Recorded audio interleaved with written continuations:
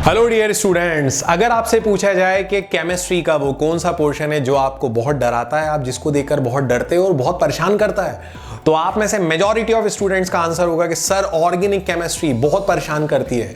हम याद करते हैं और भूल जाते हैं। आप याद करते हो, ये गलती करते हो, आप ऑर्गेनिक को याद कर ही नहीं सकते हो।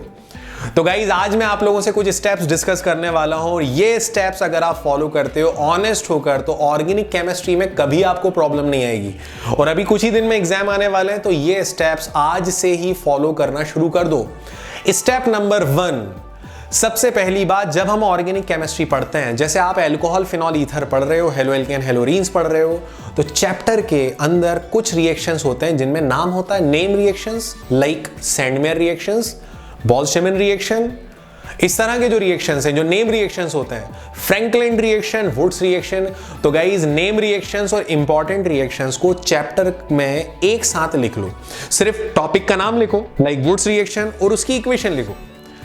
ऐसा करोगे ना तो पूरे चैप्टर के इंपॉर्टेंट रिएक्शंस एक जगह इकट्ठा हो जाएंगे and it will takes hardly 3 to 4 pages.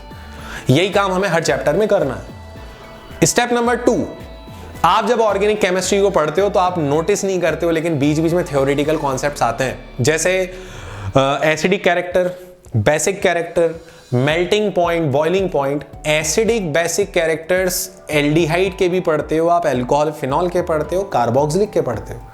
अब आप अलग अलग पढ़ रहे हो तो आपको कंफ्यूजन हो रहा है। एक काम करो यार, अलग अलग चैप्टर में जो एसिडिक कैरेक्टर की कॉन्सेप्ट्स हैं, बेसिक कैरेक्टर ऑफ एमाइन का कॉन्सेप्ट है, इसके साथ आप लोगों ने बॉइलिंग पॉइंट में आप कंपैरिजन करते हो। आप देखो हमेशा क्वेश्चन आता है अल्कोहल और ईथर का, इन्हें एक साथ लिख लो। एक साथ लिखने से टॉपिक को याद करना इजी हो जाएगा। मैं बता रहा हूं, आप कनेक्ट भी कर लोगे टॉपिक को और इजीली याद भी कर लोगे। थर्ड पॉइंट, आप लोगों को शायद ये बात नोटिस नहीं करी हो, लेकिन कुछ चीजें ऐसी हैं जो ऑर्गेनिक में हर चैप्टर में चल रही हैं, जैसे इलेक्ट्रोफिलिक सब्स्टिट्यूशन रिएक्शन।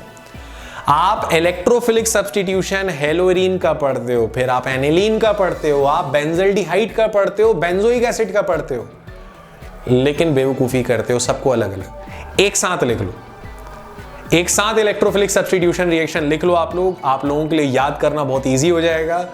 इसके बाद भूलना नहीं है, ये सारी चीज एक साथ करने के आप लोग जब करोगे तो ऑटोमेटिक आपकी ऑर्गेनिक केमिस्ट्री इतनी जो थी वो बहुत कम होती जाएगी, कम पेजेस में चीजें कवर होती जाएंगी।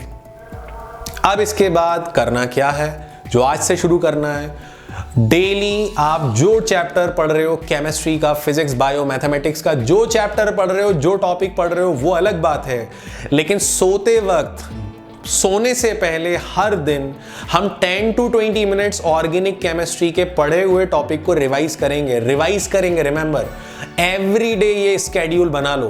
हर दिन आप जब ऑर्गेनिक को 20 मिनट्स रात में आप पढ़ोगे ना, तो आप ऑटोमेटिक आप देखोगे चीजें इंप्रूव हो रही हैं। And last but not the least, sir organic के कन्वर्जन्स का क्या करें, सर ऑर्गेनिक टेस्ट का क्या करें, ऐसा टेस्ट जो अल्कोहल और फिनॉल को डिस्टिंग्विश करता है। तो यार ये भी बेसिक क्वेश्चंस का ही पार्ट है। अगर हो सके तो आप कन्वर्जन्स को मेरे वीडियो से कवर कर लो। जो टेस्ट ऑफ कंपाउंड है वो मेरा वीडियो आने वाला है, उससे कवर करवा दूंगा। तो आपका काम यहां पर बहुत ईजी हो जाएगा, आपको ज्यादा परेशान नहीं होना। And most important point, previous years के पेपर से क्वेश्चंस की प्रैक्टिस करो। तो दोस्तों, अगर आज से आप ये बात फॉलो करना शुरू कर दोगे तो आप डे बाय डे इंप्रूवमेंट देखते जाओगे। वैसे ही यार टाइम कम बचा है एग्जाम में, जल्दी से इसे फॉलो करो। और वीडियो अगर पसंद आए तो अपने फ्रेंड्स के साथ शेयर करें। That's all for today, thank you very much.